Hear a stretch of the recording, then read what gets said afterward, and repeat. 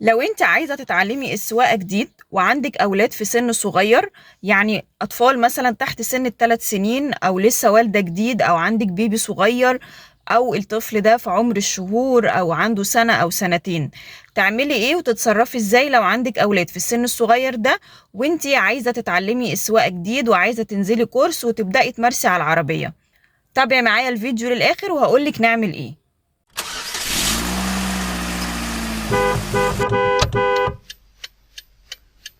لو انت عندك اولاد في سن الصغير ده، حاجة من الاتنين: يا اما لو كوني مضطرة او مش مضطرة. هنبدأ بلو مش مضطرة. لو مش مضطرة انك تتعلمي السواقة في الوقت الحالي اللي هو اطفالك فيه صغيرين او عندك بيبي صغير، ومش مضطرة والموضوع مش اجباري دلوقتي او مش حاجة مهمة قوي، انا انصحك انك تستني شوية لما البيبي اللي عندك يكبر شوية، علشان هو في الوقت ده لو مثلا بيرضع او بيحتاجك طول الوقت، او مثلا لو طبيعة الطفل انه زنان وبيعيط كتير ومرتبط بيكي طول الوقت، مثلا انت شايلاه او هو مش متعود انه يغيب عنك، فلما هتيجي تتعلمي السواقة هتبقي شايلة هم: هسيب البيبي مع مين؟ هسيبه فين؟ يا ترى هعرف اتعلم بيه او هو معايا في الحصة ولا مش هعرف؟ هعرف امارس بالعربية وهو معايا ولا لا؟ فلو في حالة ان هو مش ضروري دلوقتي، او ان الظروف اللي حواليكي مش اساسية ومش ضرورية انك تسوقي، استني لما البيبي يكبر شوية، لما يتم مثلا سنتين او 3 او 4. في السن ده بيكون خلاص يعني كبر شوية، اعتمد على نفسه شوية، ما بقاش مرتبط بيكي في الاول، بطل رضاعة او فطمتيه، يعني يكون دخل في السن ده اللي هو بدأ ان هو يتفاعل مع اولاد، ممكن تنزليه حضانة. لكن غير كده لو انت مش مضطرة والموضوع مش ضروري، انا شايفة انك تستني شوية لما الطفل يكبر، عادي مفيش مشكلة. اما الحالة التانية، لو انت مضطرة يعني خلاص اتحطيتي في ظروف وخلاص لازم تتعلمي السواقة وفي ظروف كده يعني اجبارية كده، خلاص ان انت هتتعلمي السواقة هتتعلميها، تكوني بقى لسه والدة، لسه معاكي طفل صغير، لسه بيرضع، لسه مرتبط بيكي، لسه يعني حاجات زي دي، تعملي ايه في الحالة دي؟ لو عندك الطفل الصغير ده، هو مبدئيا ما ينفعش تنزلي حصة السواقة ومعاكي بيبي صغير، لأنه هو في أي وقت ممكن يقعد يعيط، ممكن يزن يصرخ، هيأثر على تركيزك، هيخليكي مش مركزة في الطريق خالص ولا مع المدرب أو المدربة اللي جنبك.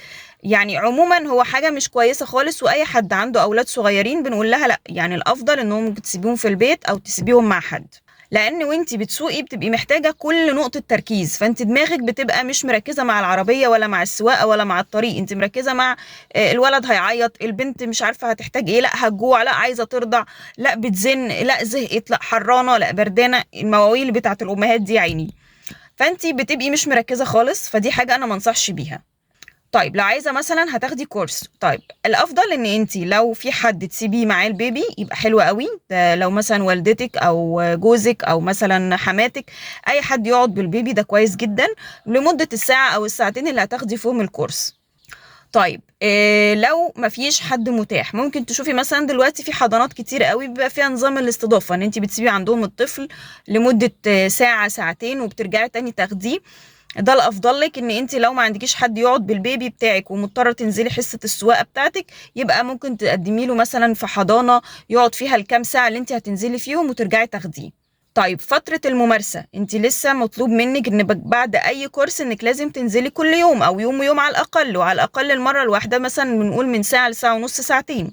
برضو نفس الكلام، لو في حد متاح انك تسيبيه معاه ده حلو قوي، او تسيبيه في حضانة، لان فترة الممارسة دي مهمة جدا، انت ممكن تاخدي الكورس عادي جدا وتسيبيه مع حد وتقولي اهو كورس يفوت لمدته 5 ايام 7 ايام 10 ايام، اهو مدة مؤقتة وهنخلص.